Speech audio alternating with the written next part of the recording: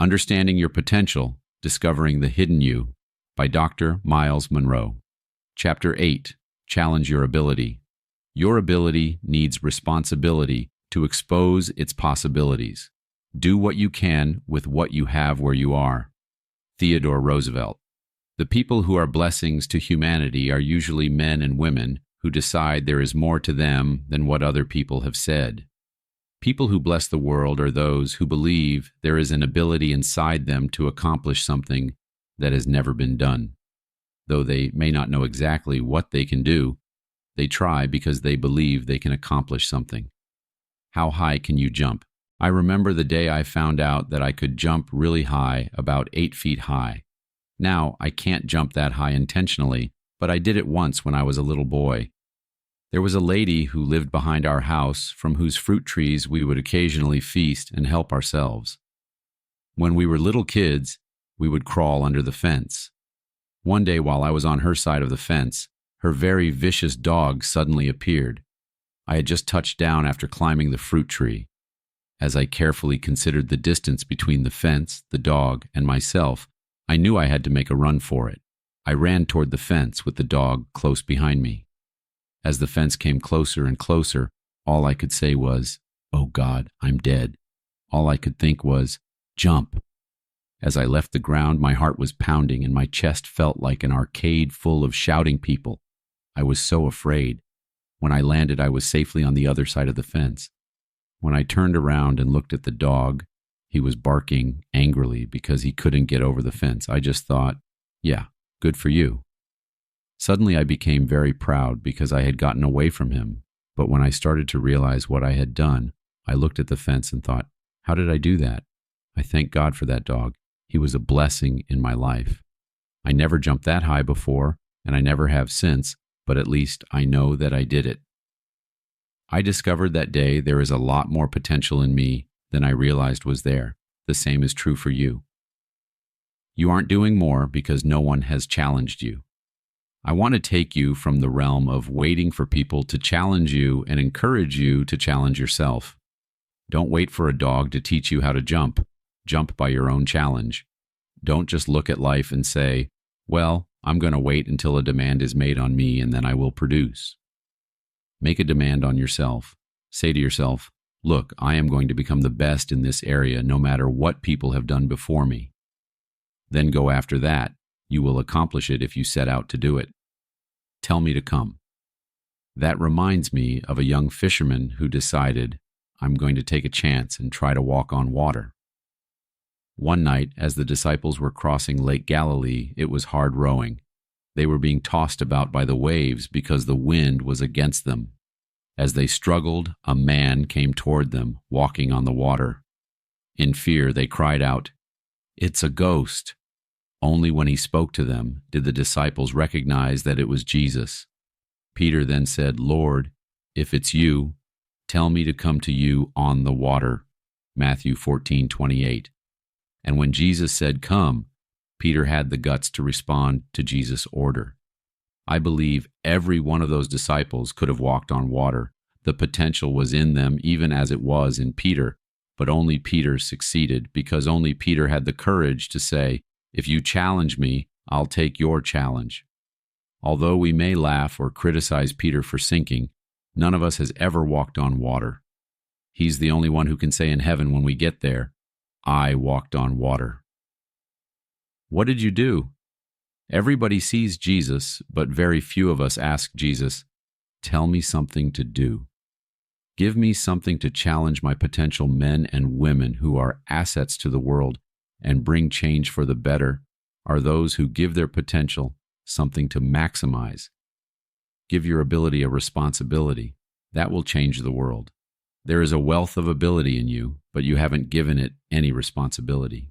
Don't die without maximizing your ability. That's irresponsible. You have no right to die with what God put in you to live out. Don't wait to be challenged. God has promised that He can do far more than you can think or imagine. His power is available to you. Is that power working in you? Are you saying to God, I've got some power, now work it for me. Give me something to do?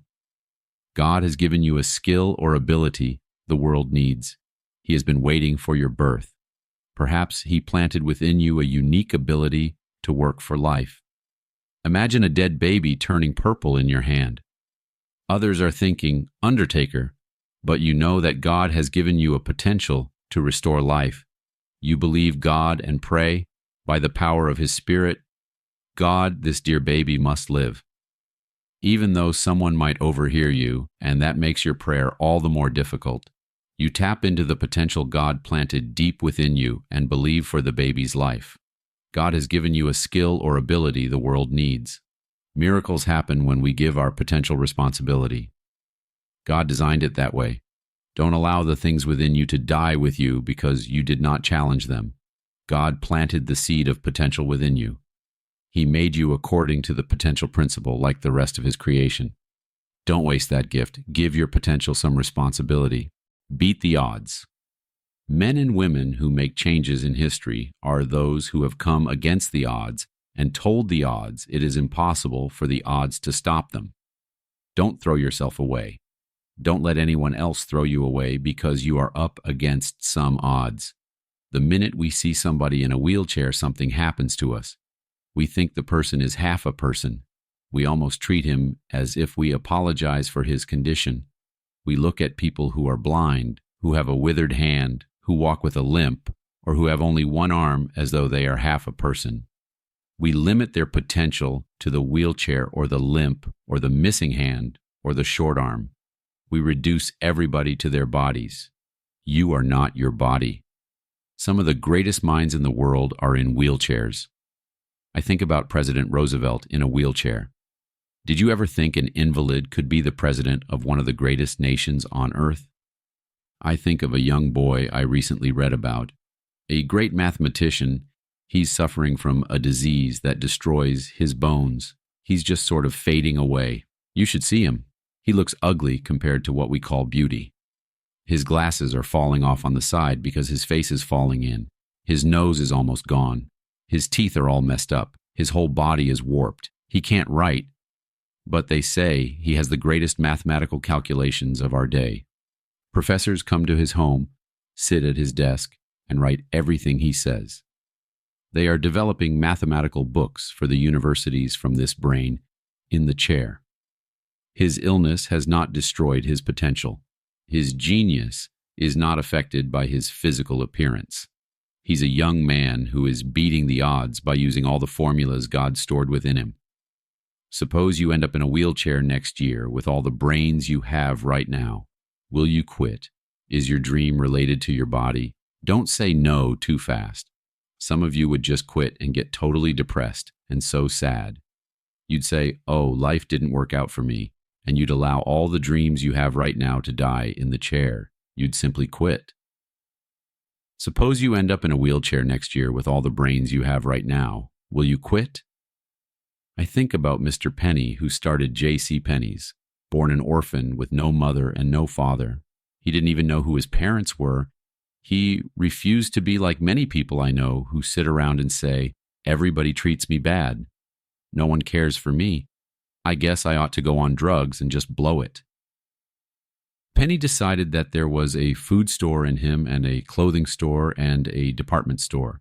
So he acquired his first job working in a store packing bags.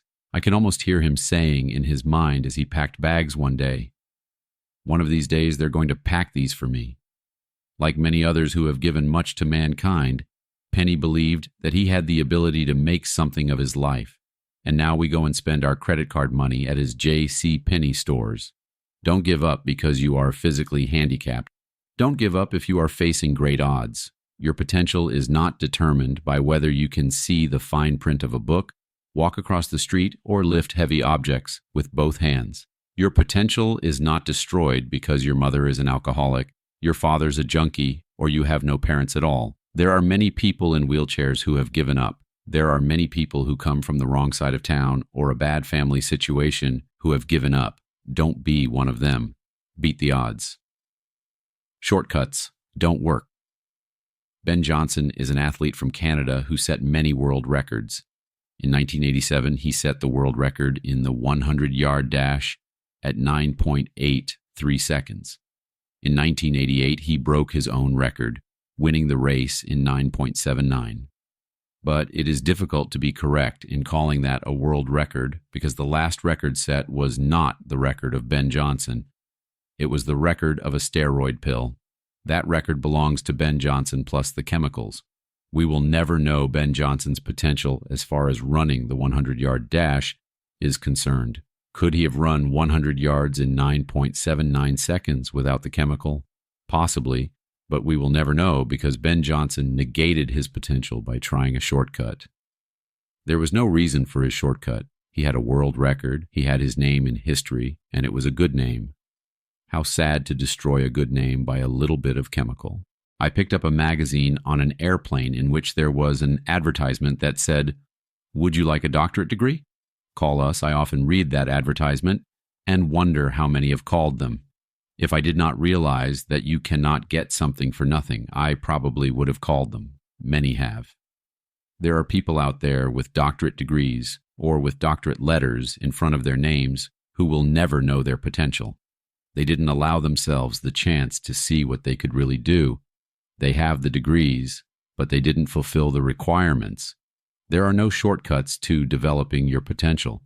You will never know what you might have achieved if you use a crutch to get there. You'll never know what you may have learned if you get a degree without fulfilling the requirements. You will never know what you can do if you attempt to obtain it by a shortcut. Shortcuts negate potential. They destroy the possibilities God planted within you. Demand something of your potential. After God created Adam, He gave him a job. God knew Adam's potential to name all the animals would never be released unless it was challenged.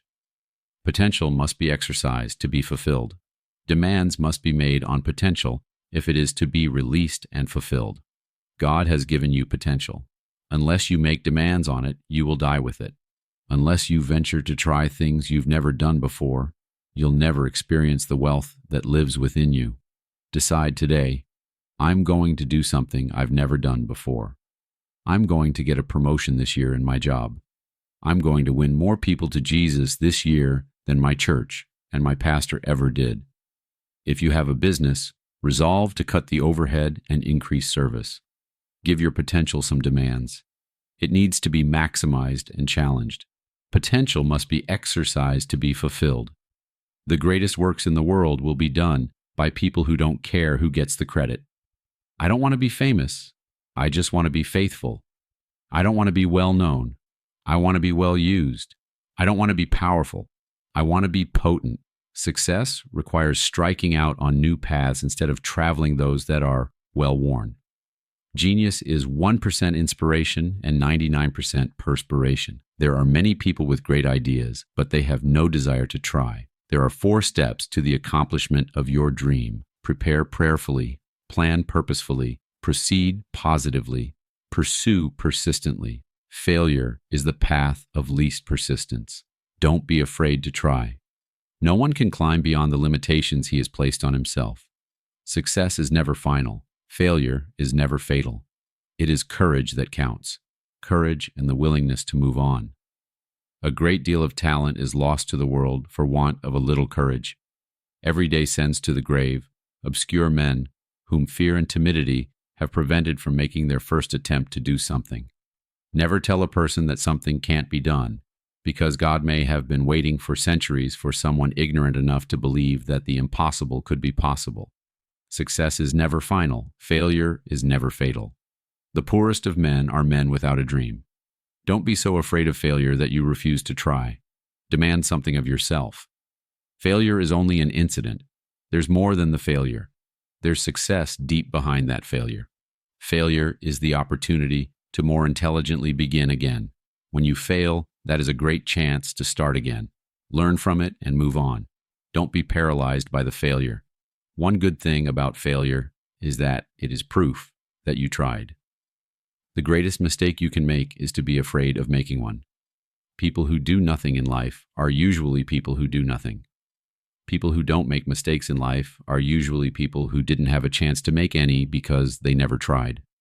Challenge your potential. Demand things of yourself that are beyond what you have already done. Expect more from yourself than the accomplishments that are easily within your reach. What you have is not all you are, The limit of your potential is God. It is better to attempt a thing and fail than to never try and not know you could succeed.